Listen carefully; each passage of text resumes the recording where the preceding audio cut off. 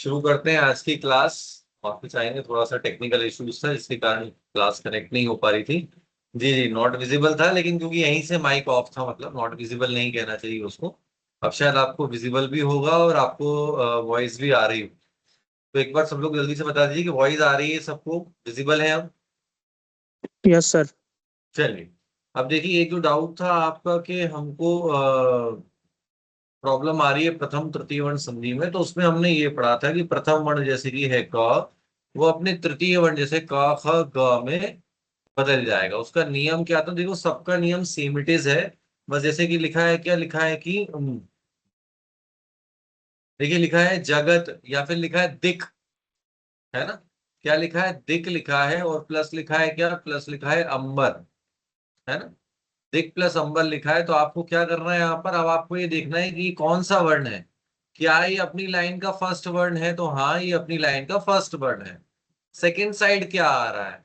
कोई स्वर आ रहा है, या फिर क्या आ रहा है? या फिर किसी वर्ग का थर्ड, थर्ड, या फिर फोर्थ आ रहा है क्या? या फिर क्या आ रहा है? या व र ल में से कुछ एक आ रहा है। अगर ऐसी कुछ स्थिति बन रही है, दोनों तरफ अगर ऐसी कंडीशन है, तो वो प्रथम तृतीय वर्ण संधि है। कितना क्लियर है आपको, अंशुल जी? हेलो अब देखिए, हाँ, यहाँ सर पर क्लियर है आपको इतना? सर रूल 4 वाले में समस्या थी, तत्रूप तत्व प्लस रूप वाले में और जगत प्लस गुरु वाले में, इन दो एग्जांपल्स में तो समस्या। वाले में हाँ सर, रूल 4। देखिए, लिखा है जगत, है ना? प्लस लिखा है, क्या प्लस लिखा है? ईश। अब क्या होगा? देखिए, जगत का जो ता है और ई है, अब आपको देखना है कि ता किसी वर्ग का पहला है क्या? तो हाँ, ता अपने वर्ग का पहला है, फर्स्ट है ये तो। सर इस ठीक है। ईश वाला तो हो गया था सर, जगत गुरु वाले में दिक्कत आ रही सर, जगत गुरु और तद्रूप वाले में। अच्छा, जगत प्लस गुरु में दिक्कत आ रही है। हाँ, और तत्व प्लस रूप, ये दो में समस्या है।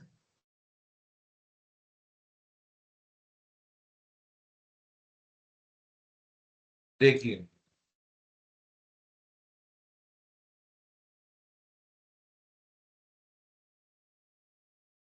ये हो गया जगत, और ये हो गया हमारा क्या? गुरु हो गया, है ना? यही कहना चाह रहे हैं ना, जगत प्लस गुरु में आ रही है। यस अब सर। क्या होगा? देखिए, ये जगत अपने लाइन का फर्स्ट है, और यहाँ पर आ रहा है ग, है ना? ये ग में छोटे ऊ की मात्रा है, उससे मतलब नहीं, यहाँ पर आ रहा है ग। अब ग क्या अपने वर्ग का तीसरा है, तो क ख ग है अपने वर्ग का तीसरा है, तो ता क्या होगा? ता अपने ही वर्ग का तीसरा बन जाएगा, तो ये जगत गुरु हो जाएगा। सर एक बार लिख के बता देंगे, मतलब थोड़ा सा स्क्रीन पे ऐसा आप लिख के बनाते हैं उसको। इसको ऐसे भी लिख सकते हैं, और इसको लिखने का एक और तरीका हो सकता है, जगत गुरु। देखिए, द में जो आपको कंफ्यूजन जो आ रही है ना, हमको जो लग रहा है अंशुल जी, वो इसलिए आ रही है क्योंकि द ना आधा लिखा नहीं जाता। दा के साथ समस्या क्या है कि दा आधा लिखा नहीं जाता। तो आप अगर ऐसा सोच रहे होंगे कि आप ये लिख रहे हैं जगद और फिर लिख रहे हैं गुरु, तो उसमें आपको लग रहा, तो देखो, ये दा जो है ना, वो आधा लिखा नहीं जाता, तो नेक्स्ट लाइन में इसमें बन जाएगा क्या? द पूरा लिख के इसके नीचे ग आ जाएगा। हमने भागवत वाला भी पढ़ा था कि जैसे भागवत वाला जो शब्द था, और भी ऐसे जो त से जो द बनने वाले शब्द थे, और अगर वहां पे स्वर नहीं आता है, तो फिर द आधा ही रहेगा, तो जो नेक्स्ट जो स्वर है वो नीचे आ जाएगा। सर वो स्क्रीन में आप जो लिख रहे हो हम लोग को दिख नहीं रहा है, आप अगर स्क्रीन पे कुछ लिख भी रहे हैं हम लोग दिख नहीं रहा है। स्क्रीन शो नहीं हो रही है आपको? नहीं सर, विजिबल नहीं हो रही सर, आप जो भी लिख रहे हैं। सॉरी सर और सॉरी। बीच बीच में ना आवाज भी डिस्टर्ब हो रही है। एक मिनट, एक मिनट, एक मिनट। धन्यवाद, आपने बता दिया, हमको ऐसा लग रहा था शायद कि दिख रहा है। चलिए, एक मिनट रुकिए। अच्छा, ये शेयर वाला ऑप्शन रह गया था। चलिए, अब दिख रहा है आपको? Yes sir.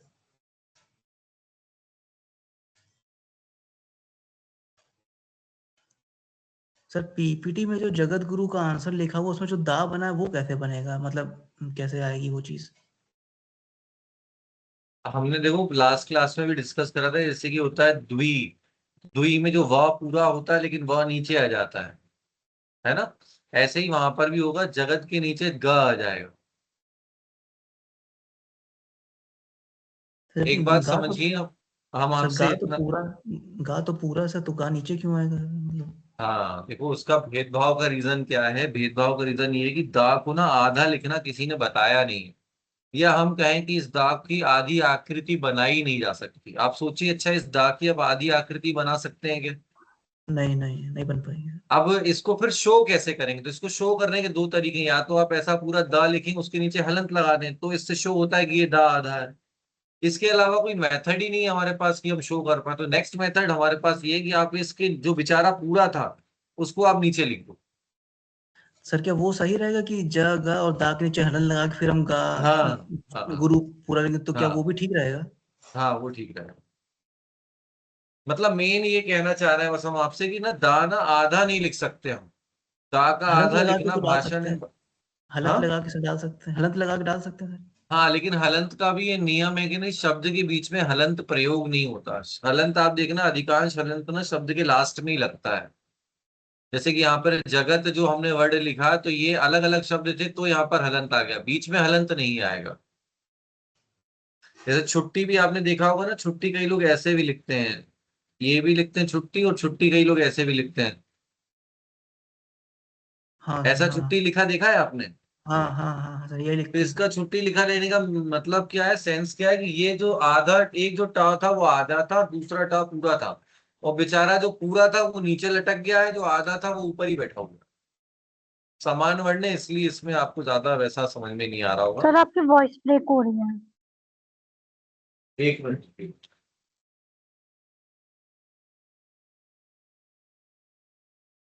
अब आ रही है आवाज से? अब ठीक है आवाज?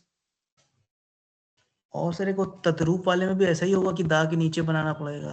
दा के साथ तो ये समस्या रहेगी आपको कि दा को ना आपको आधा लिखना नहीं आता, मतलब भाषा ने बताया नहीं हमको आधा लिखना, तो उसके नीचे ही लिखना पड़ेगा आप, है ना। बाकी सबके ठीक। लिए नियम तो वही है जो हमने पढ़े हैं। अब तो सर ठीक है। तद्रूप में सर दा के नीचे रा कैसे बनाएंगे, जो मतलब कैसे मतलब बनाएंगे?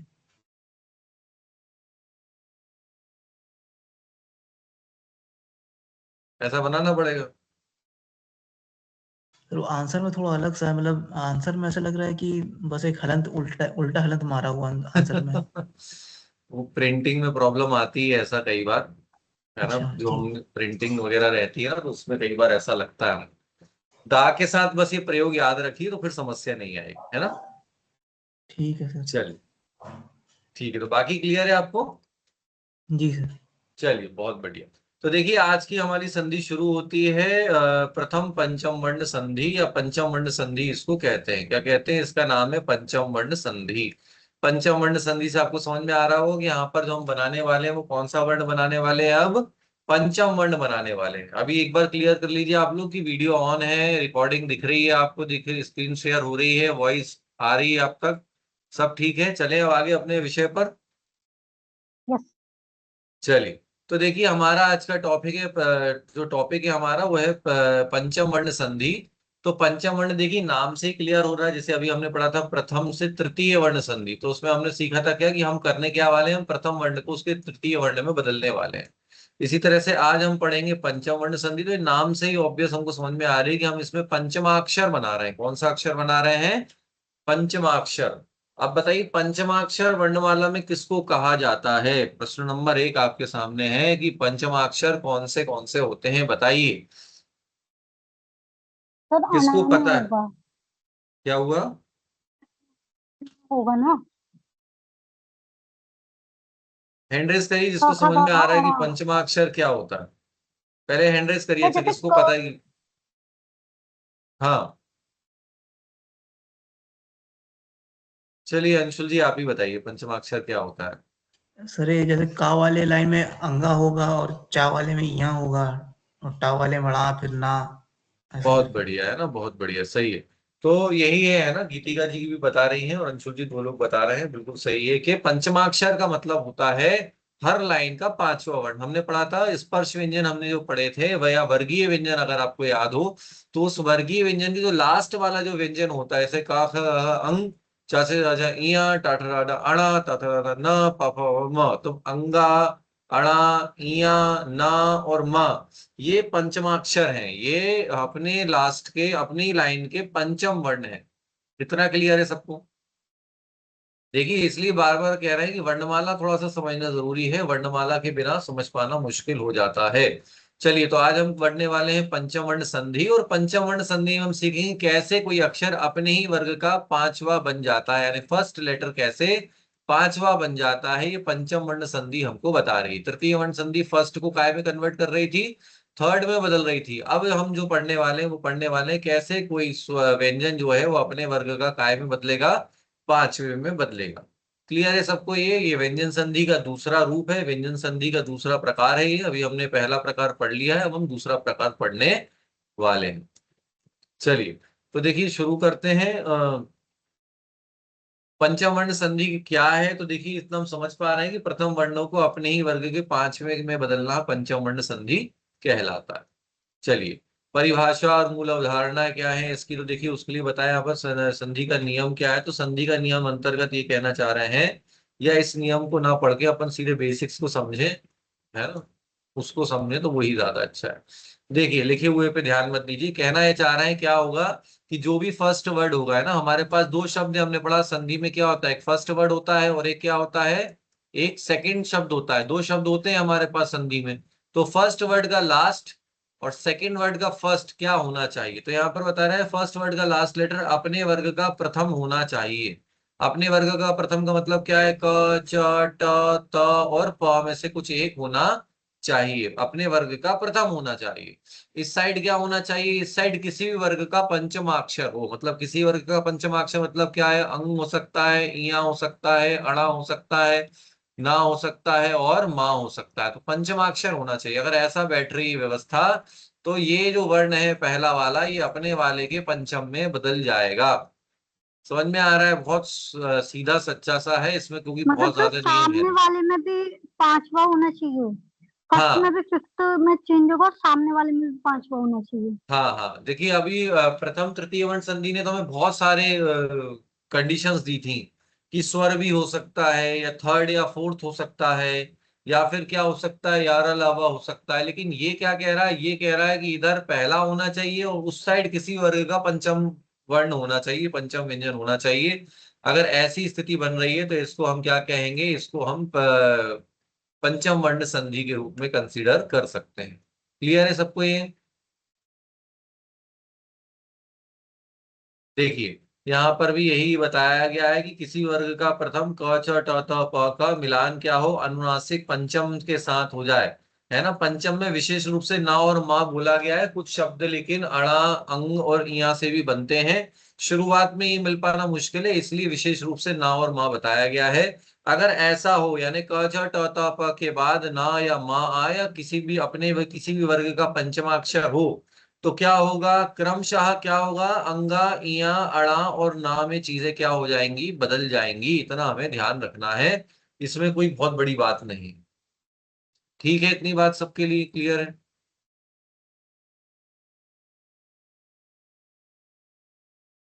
इतनी बात क्लियर है सबको? चलिए तो देखिए अब यहाँ पर इसका वैज्ञानिक महत्व भी है, छोटा सा यहाँ पर लिखा है कि संधि के उच्चारण सुगमता और प्रवाह के लिए बनी है ना। ये संधि उच्चारण क्यों करी गई है, ताकि आपको बोलने में क्या हो, बोलने में सुगमता हो, प्रवाह, प्रवाह का मतलब एक फ्रिक्वेंसी जो आपकी बोलने की वो बनी रहे। अब आप ऐसा क्यों बोल रहे हैं, ऐसा वो इसलिए कह रहे हैं क्योंकि जो शुरुआत के जो अक्षर है ना वो कठोर है। जैसे अगर आप भाषा को थोड़ा सा समझें, तो भाषा में भी ना वर्ण भी अलग अलग प्रकार के हैं। कुछ वर्ण कठोर हैं और कुछ वर्ण जो है वो सॉफ्ट है। जैसे पंचमाक्षर जो है ना वो थोड़े सॉफ्ट वर्ण है, और जो प्रथमा है वो अपने आप में क्या है, थोड़े से कठोर शब्द हैं। तो जब कठोर के बाद एक सीधे बहुत पोलाइट वर्ड जब आ जाए, तो ऐसे में क्या होगा, बोलने में समस्या होती है। और स्वतः ही हम लोग जो क्या बोलते बोलते ही क्या करते हैं, उसको धीरे से पंचमाक्षर में बदल देते हैं। इसी को नियम के रूप में यहाँ पर बना दिया गया है। छोटी सी एक वैसी है, अगर आपको समझ में आती तो ठीक है, नहीं तो बेसिक्स तो नियम अपना यही है कि आपको यहाँ पे किसी वर्ग का पहला मिल रहा है और उस साइड किसी वर्ग का पंचम मिल रहा है, तो आप पहले वाले को पंचम में कर दो। करने के पीछे रीजन क्या है, वो रीजन ये बता रहे हैं कि पहला जो अक्षर होते हैं वो कठोर वर्णों में उनकी गणना होती है। जैसे त है ना, जबकि न उतना वैसा नहीं होता, न शांत स्वर है, ता कठोर वर्ण है वर्णमाला के अनुसार। तो इस कंडीशन के कारण क्या कर रहे हैं वो लोग, वो कह रहे हैं कठोर वर्णों को भी हम क्या करें, नम्र नर्म वाले उसमें डाल दें, तो इससे क्या होता है, बोलने का प्रभाव बना रहता है और बोलने में सुगमता हो जाती है। क्लियर है इतना सबको ये? चलिए, इसके बाद देखिए पहला नियम हमारे सामने आ चुका है इसका, कि पहला नियम क्या है। तो पहला नियम वही है कि किसी वर्ग का क्या होना चाहिए, का चा टा ता पा में से कुछ एक होना चाहिए। इसके बाद क्या है, या तो ना आए या तो माँ आए। अकेला ना और माँ से मत समझना। अगर किसी भी वर्ग का पंचमा अक्षर आ रहा है, पंचमा अक्षर मतलब अगर क्या आ रहा है, अणा आ रहा है, इया आ रहा है ना, अंग आ रहा है, इनसे वर्ण बनते नहीं, इनसे शब्द कम ही बनते हैं।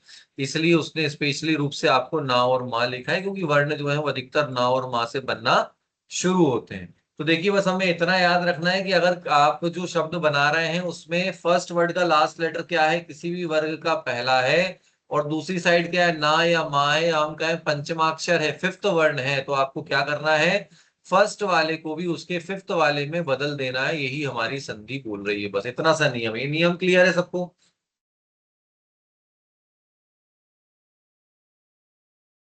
नियम क्लियर है सबको?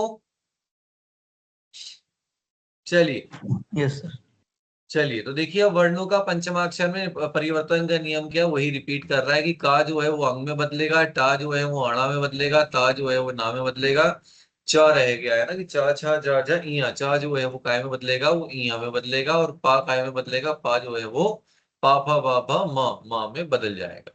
तो पंचमाक्षर आपको याद रखने की, पंचमाक्षर बनते कैसे हैं ना। ये पंचमाक्षर में सबसे ज्यादा कंफ्यूजन जो बच्चों को है वो किसको लेकर है, वो अंग को लेकर है, या अंग या अंगा कहें आप। ये अंग और अंगा को लेकर अधिकतर है। इसको भी लोग डा पढ़ते हैं और इसको भी लोग डा पढ़ते हैं। तो ये डा से डमरू है और ये अंगा खाली है, ये आपका डा से डमरू नहीं है। इस बात का आपको ध्यान रखना है। समझ में आ रहा है? तो ये देखिए, पहले का पांचवा बना ये पहले का पांचवा बना ये, और ये पहले का पांचवा बना यहाँ पर ये। दो चीजें और हैं इसमें, दो चीजें और क्या है, तो यहाँ पर पांच है, क्योंकि हमने पढ़ा था वर्गीय व्यंजन पांच होते हैं, तो पांच में से दो छोड़ दिए इसने। कौन से? एक चा, चा काय में बनेगा, चा छा जा जा इया में बनेगा, और कौन सा बनेगा, तो एक माँ छोड़ दिया उसने, तो माँ काय में बनेगा, तो माँ बनेगा अपना, सॉरी प, है ना, प काय में बनेगा तो प बनेगा माँ में। यहाँ पर प काय में बनेगा, प बनेगा माँ में। तो हमको क्या करना है, हमको ये पांच चीजें याद रखनी है, बनने वाली जो पांच चीजें हैं आपकी, ये आपको पांच चीजें याद रखनी कि अंगा बन रहा है, अणा बन रहा है, इया बन रहा है, ना बन रहा है, और माँ बन रहा है। क्लियर है सबको ये? उदाहरण के तौर पे देखिए, उसने नीचे लिख के भी दिया है, जैसे कि अभी वांग्मय की बात चल रही थी, पिछली बार किसी ने पूछा था वांग्मय, है ना। तो वांग्मय में भी तो हमारी जो चर्चाएं जो चल रही थी उसमें यही था कि वांग्मय शब्द कैसे बन गया। तो वांग्मय शब्द बनने के पीछे कारण क्या है, वांग्मय शब्द बन कैसे रहा है, तो देखिए ये है वाक प्लस मय। अब वाक में देखिए यहाँ पर आ रहा है क जो है वो अपने वर्ग का पहला है, फर्स्ट वर्ण है, और माँ जो है वो पंचमाक्षर है, मतलब अपने वर्ग का पांचवा है। तो यहाँ पर कौन सी संधि लग रही है, तो ऑब्वियस है यहाँ पर पंचम वर्ण संधि लग रही है। क्यों लग रही है? क्योंकि पंचम वर्ण संधि में हमने पढ़ा है कि किसी भी वर्ग का पहला अगर आ जाए और उस साइड किसी भी वर्ग का अगर पंचम वर्ण आ जाए, तो हमें क्या करना है, हमें हमारे जो पहला जो वर्ण है उसको भी पंचमाक्षर में बदल देना है। तो का खा गा गा अंग होता है, तो ये अंग में बदल जाएगा, है ना। अब जैसे ही देखिए, अभी आप द की जो बात कर रहे थे ना अंशुल जी, देखिए यहाँ पर ये फिर से आ गया है। ये देखिए यहाँ पर, अब इसने अंगा लिखा और अंगा के नीचे इसने माँ को भेज दिया, जबकि बेचारा माँ तो यहाँ पूरा था। इसको किस बात की सजा मिली बताइए? इसके लिए हाँ आप सर, ये भी सब नीचे कोई, लिख दिया है। है ना, इसके लिए तो आप वकील लोग मिलके कोई पिटीशन भी नहीं लगा सकते कि ये अन्याय हो रहा है आप। चलिए, तो देखिए कहीं ना कहीं थोड़ा ना थोड़ा न्याय अन्याय तो चलता ही रहेगा, जीवन है। तो वही यहाँ पर भी यही हो रहा है कि अंग जो है ना, अंग के नीचे माँ इसलिए आ गई क्योंकि अंगा को भी आधा नहीं बनाया जा सकता। भाषा ने हमको नहीं बताया, या भाषा वैज्ञानिक ये नहीं जान पाया, जो भी कुछ रहा, तो ये इसको आधा बनाना हमने नहीं सीखा है। लेकिन इसको आधा दर्शाना तो है, बताना तो है इसको कि ये आधा है। अब कैसे बताएं, कैसे दर्शाएं, तो उसके लिए सबसे अच्छा क्या करा उन्होंने, कि उन्होंने कहा जो पूरा है उसको नीचे भेज दो, जो आधा है उसको ऊपर ही रहने दो। तो इससे ये रहेगा क्या, कि इससे लगेगा सामने वाले को, समझ में आ जाएगा देखने में कि ये अंग जो है ये आधा है और माँ पूरा है उसमें। क्लियर है? बच्चा हमने ये भी तो पढ़ा है ना कि अगर हम कहीं पर हलंत लगा देते हैं तो वह आधा माना जाता है, तो इसमें नहीं लग सकता। आधा हलंत लगाया जा सकता है, हलंत लगाने में कोई समस्या नहीं, लेकिन हलंत का भी अपना एक नियम है कि हलंत ना शब्द के बीच में नहीं लगाया जा सकता। हलंत जो है ना वो शब्द के लास्ट में लगता है। जगत तो हाँ तो में हलंत लगा सकते हैं, आखिरी में लगा सकते हैं, बीच में हलंत नहीं लगा। ठीक है। ऐसे देखिए यहाँ पर दूसरा टा का नहीं उदाहरण दिया उसने। जैसे देखो शट ट, अब टा के पास माँ आ रहा है, मास आ रहा है, ट अपने वर्ग का पहला है तो ट काय में कन्वर्ट हो जाएगा, अणा में कन्वर्ट हो जाएगा। तो क्या हो जाएगा, षडमास हो जाएगा।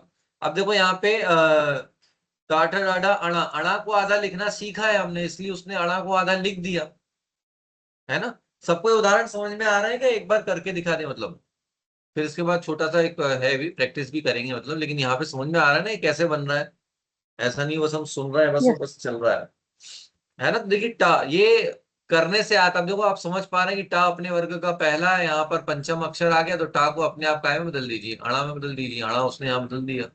ऐसे ही देखिए जगत प्लस नति लिखा था, तो जगत का ता अपने वर्ग का पहला था और नति अपने वर्ग का पंचम था, तो हमें ता को भी क्या करना पड़ेगा, ता को भी अपने पंचमाक्षर में बदलना पड़ेगा। किस हिसाब से बदलेंगे हम, पंचम वर्ण संधि के हिसाब से बदल देंगे, है ना। अब यहाँ पर क्या हो गया देखो, उन्नति हो गया, उत प्लस नति उन्नति।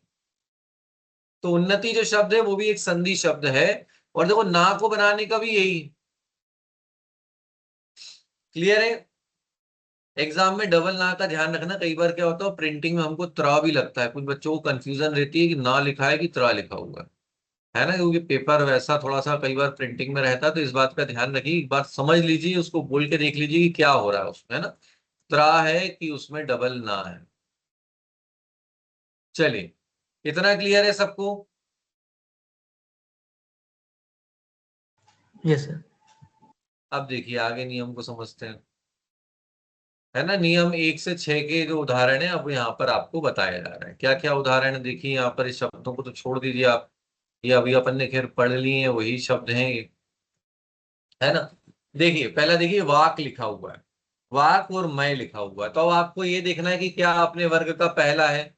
अगर पहला है तो ठीक है, दो संधियां तो हमने पढ़ी हैं जिसमें पहला होता है। डिफरेंस कैसे समझ में आएगा, तृतीय वर्ण संधि की पंचम वर्ण संधि, तो यहाँ पर पंचमाक्षर होना चाहिए। क्या पंचमाक्षर है तो यहाँ पर क्या होगा, का का अंग हो जाएगा, है ना। तो वांग्मय शब्द जो अभी हमने बताया, षडमास जो शब्द अभी हमने बताया, जगत प्लस नाथ जगन्नाथ। देखिए दो चीजें थी हमने पढ़ा था, एक पढ़ा हमने कल, देखी कल क्लास में पढ़ा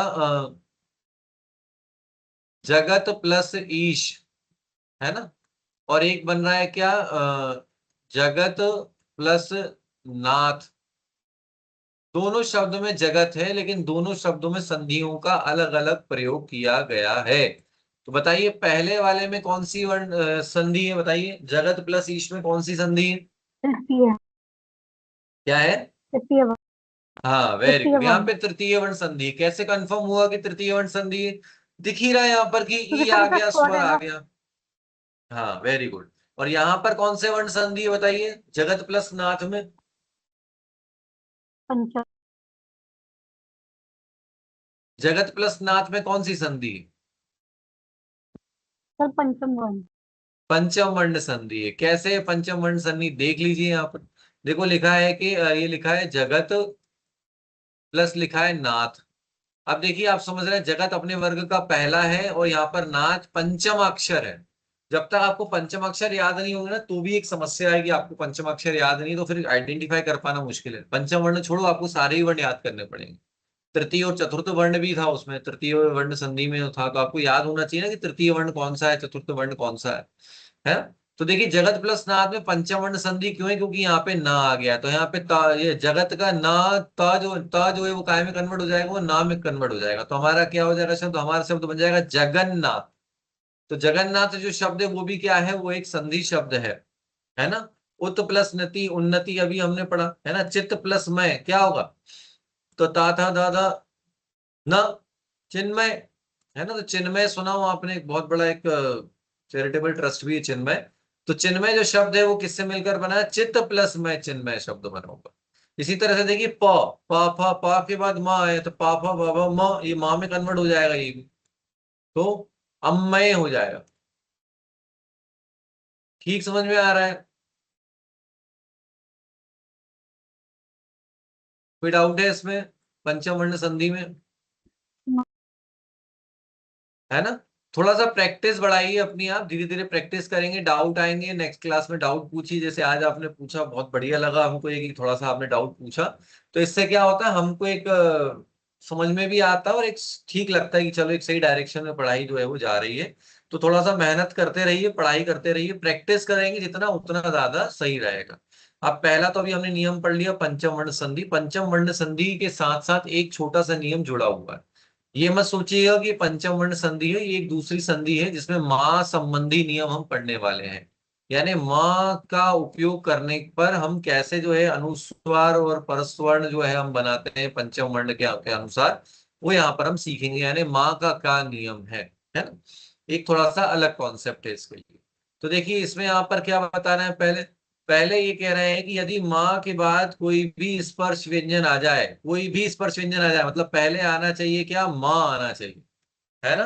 अगर फर्स्ट वर्ड का लास्ट लेटर क्या हो रहा है, माँ हो रहा है, उसके बाद ये नहीं है कि कोई प्रथम वर्ण आ जाए कि द्वितीय आ जाए कि तृतीय आ जाए, क से लेकर माँ तक, मतलब स्पर्श व्यंजन जो हमने पढ़े थे, उन स्पर्श व्यंजनों में से कोई सा भी व्यंजन आ जाए, है ना? स्पर्श व्यंजन हमने पढ़े थे ना, उन स्पर्श व्यंजनों में से कोई सा भी व्यंजन आ जाए तो क्या होगा, माँ के स्थान पर बोल रहे हैं उसी वर्ग का पंचम वर्ण बन जाएगा। यानी माँ के प्लेस पर उसी वर्ग का, किस वर्ग का, जो उस साइड होगा, जो उस साइड होगा, जैसे का होगा तो का पंचम बन जाएगा, ता होगा तो ता का पंचम बन जाएगा, पा होगा तो पा का, और का होगा फिर से तो का। है ना? एक बार इसको करके देखने, कंफ्यूजन में नहीं आना है इसको, एक मिनट रुक जाओ, करके दिखा देते हैं, फिर थोड़ा सा नहीं समझ में आएगा तो पूछ।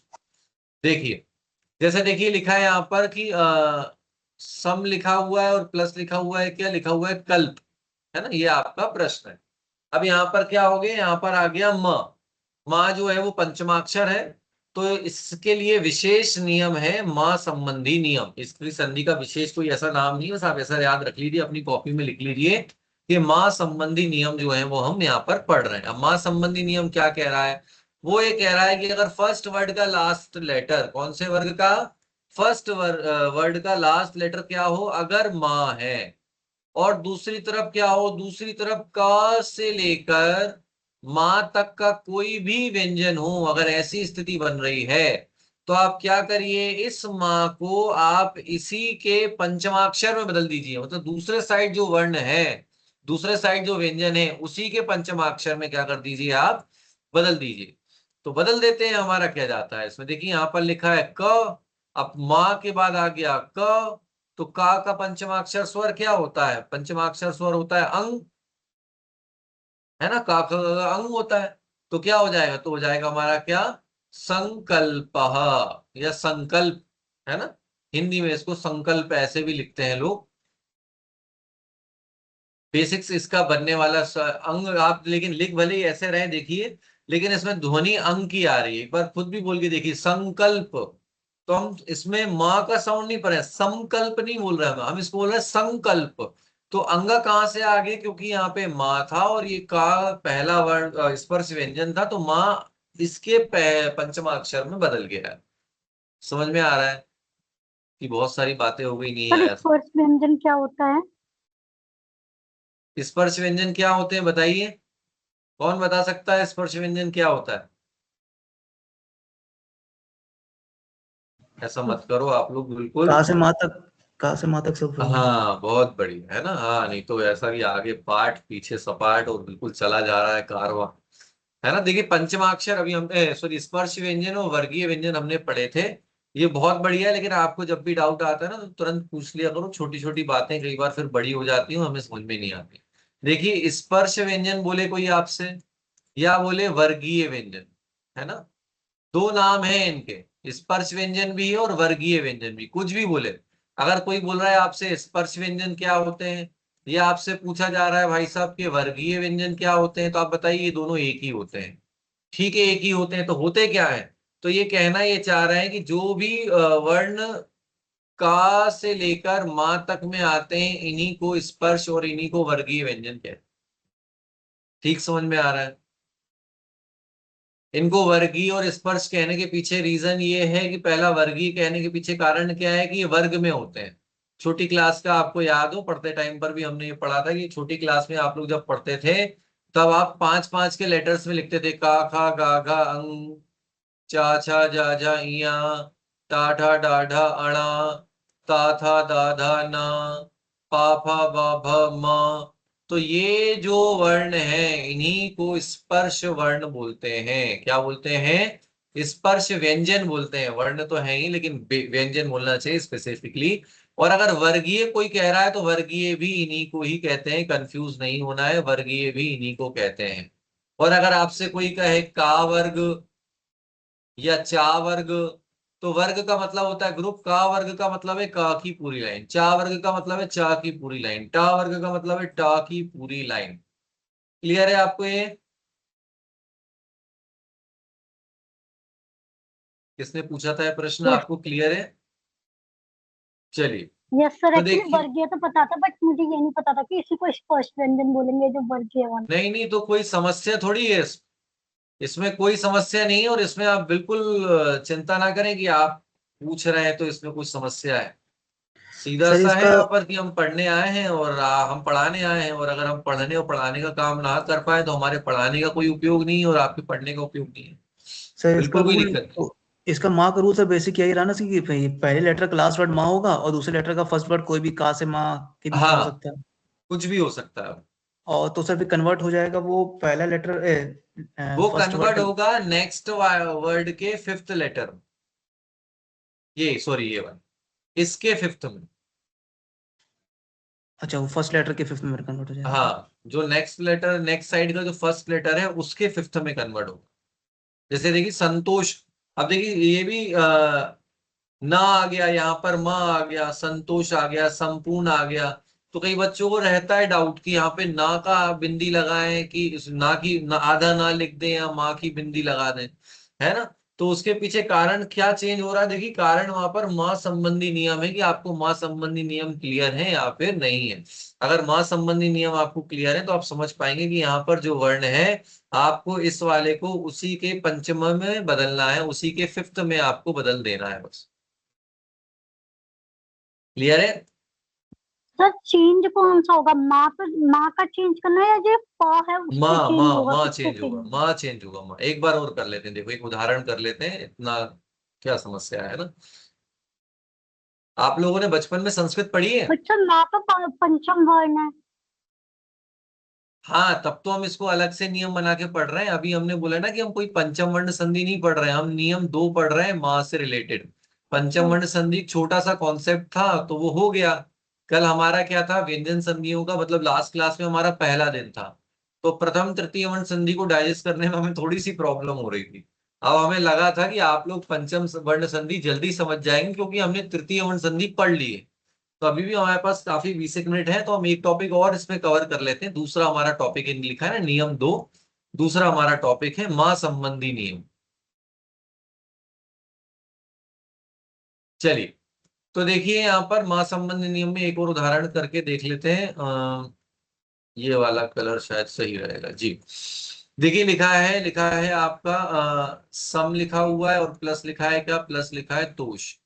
अब आपको संधि करनी है। तो देखिए ये जो है ये कोई किसी वर्ग का पहला नहीं है।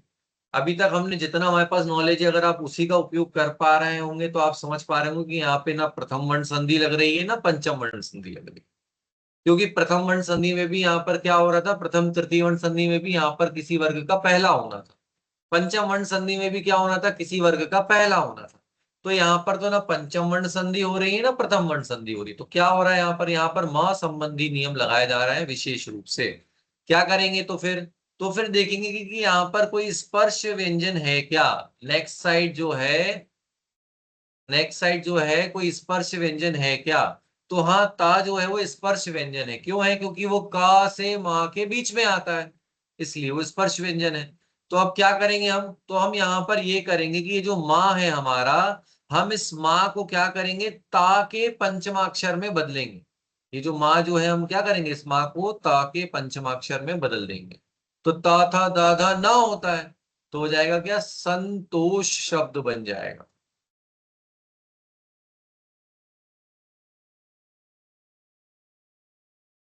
क्लियर है?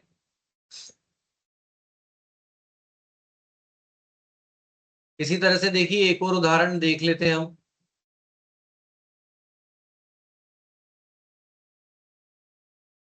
देखिए एक और उदाहरण है, यहां पर लिखा है कि यहां पर लिखा है सम प्लस लिखा है क्या, प्लस लिखा है पूर्ण, है ना, सम और पूर्ण लिखा हुआ है। तो जो माँ है ये ना प्रथम वर्ण संधि है, प्रथम तृतीय वर्ण संधि, ना पंचम वर्ण संधि है। ये स्पेशली माँ संबंधी नियम है। तो हमें क्या करना है, माँ के बाद देखना है कि क्या कोई स्पर्श व्यंजन है यहां पर कि नहीं है।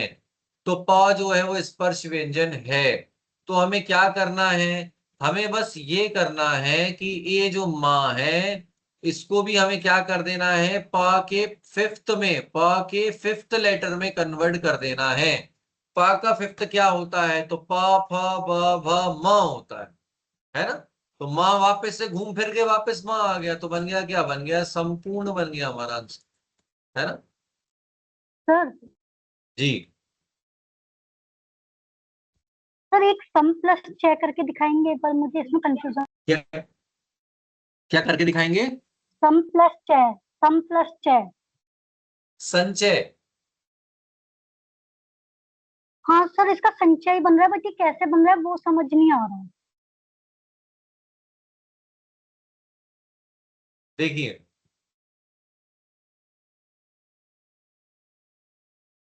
अच्छा वहां पर आपको बिंदी दिख रही होगी, है ना। हाँ सर है तो। हाँ मतलब सर अभी हम अगर वो नेक्स्ट रूल लगाया उसमें जाए, कवर चाका करने वाले पांचवा। हैं क्या हो गया।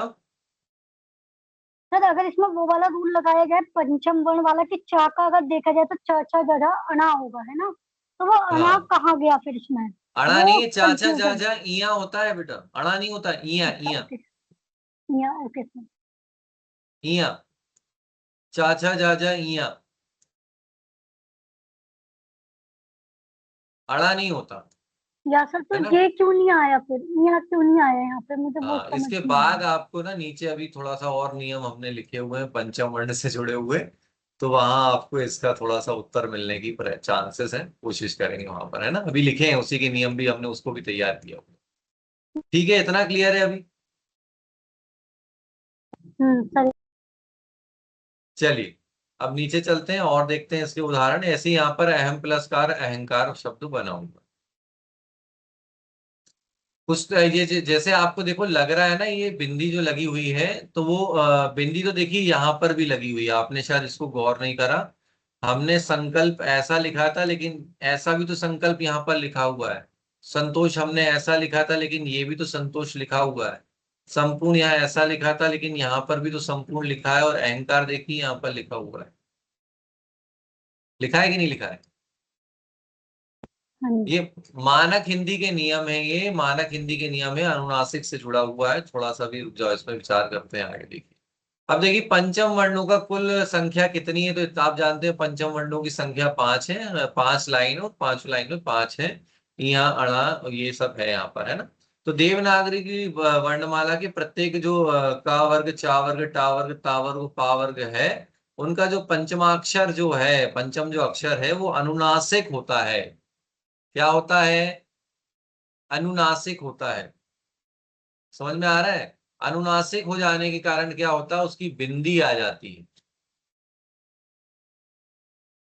है। संधि होने पर ये स्वर विहीन रूप, है ना, हलंत युक्त में जुड़ते हैं। तो ये नियम है पंचमाक्षर का, कि पंचमाक्षर जो वर्ण होते हैं, पंचमाक्षर जो व्यंजन जो होते हैं, वो क्या होते हैं यहाँ पर, तो वो अपने आप में अनुनासिक होते हैं। और अनुनासिक होने के कारण क्या हो रहा है यहाँ पर, कि अनुनासिक की बिंदी आती है, तो इसलिए उसको बिंदी लगाकर भी लिखा जा सकता है और उसको ऐसे भी लिखा जा सकता है, उसमें कोई भी आपको समस्या नहीं होनी चाहिए। सर ये अहम प्लस कार में ये अहंकार कैसे बनेगा, जो उसका जो आंसर है ब्रैकेट में जो है एंकर वाले में। जी देखिए शब्द लिखा है, देखिए शब्द लिखा है अहम, प्लस लिखा है क्या, प्लस लिखा है कार, है ना।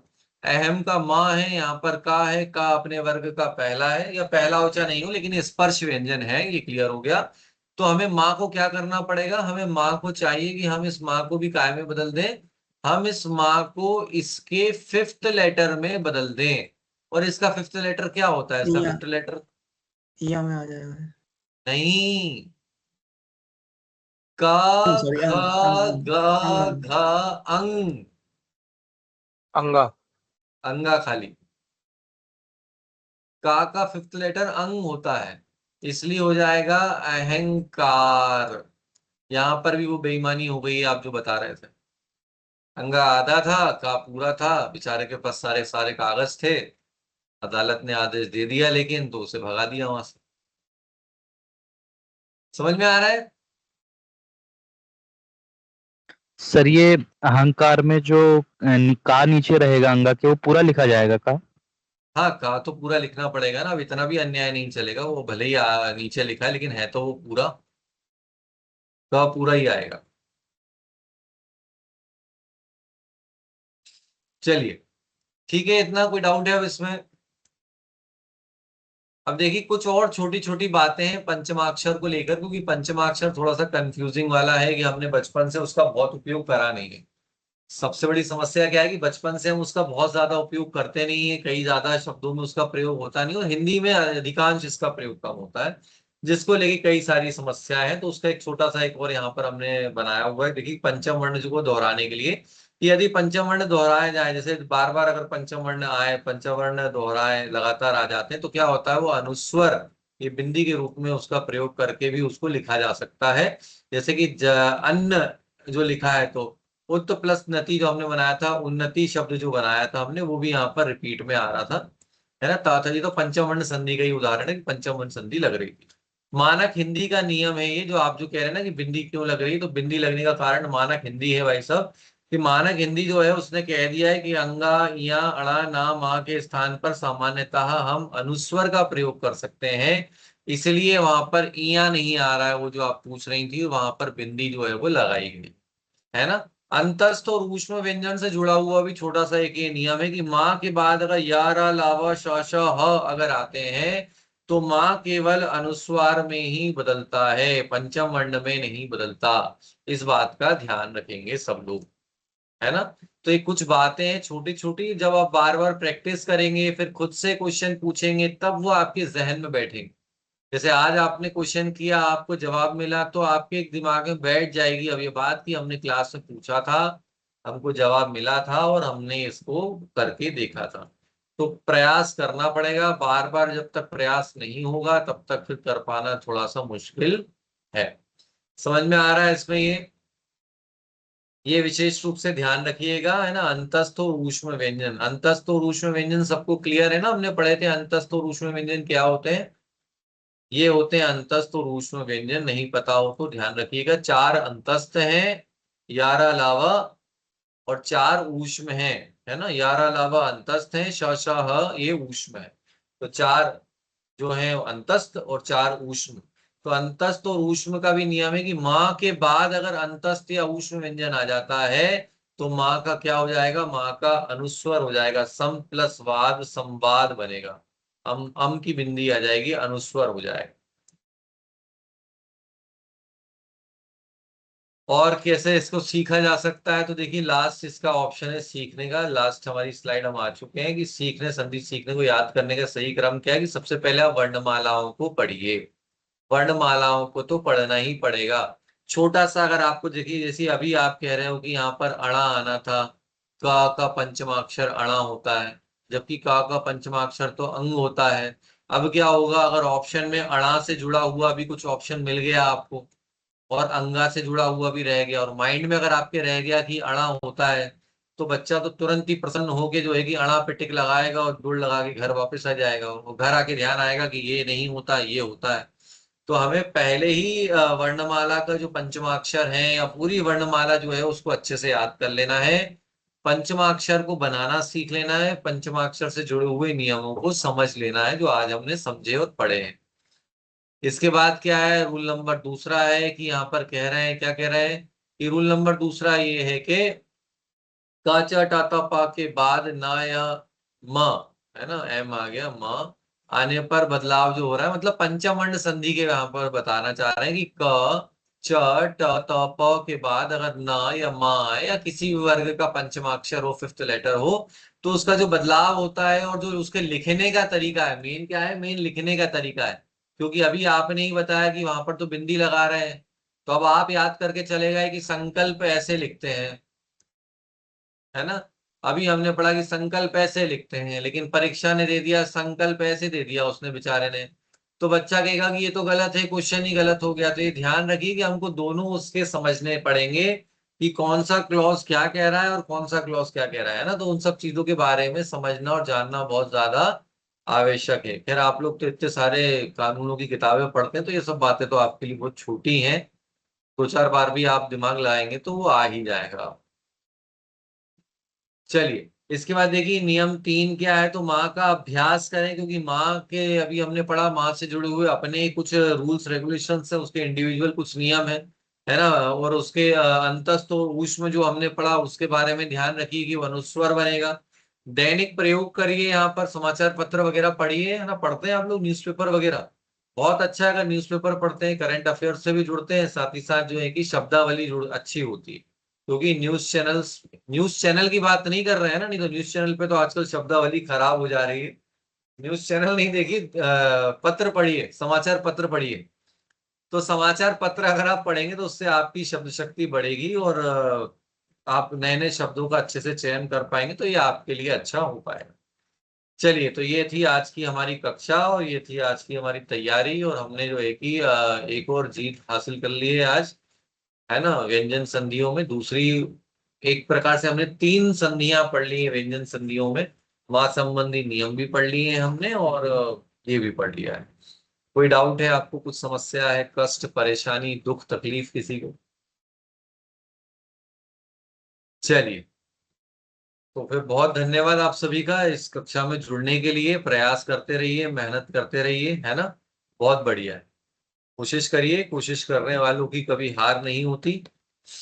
चलिए, तो आज की क्लास यहीं पर खत्म करते हैं। धन्यवाद आप सभी का, शुभ रात्रि, है ना। कोई भी डाउट रहे तो उसको नोट करके रखिए, नेक्स्ट क्लास में हम उसको फिर डिस्कस कर लेंगे। चलिए, धन्यवाद आप सभी।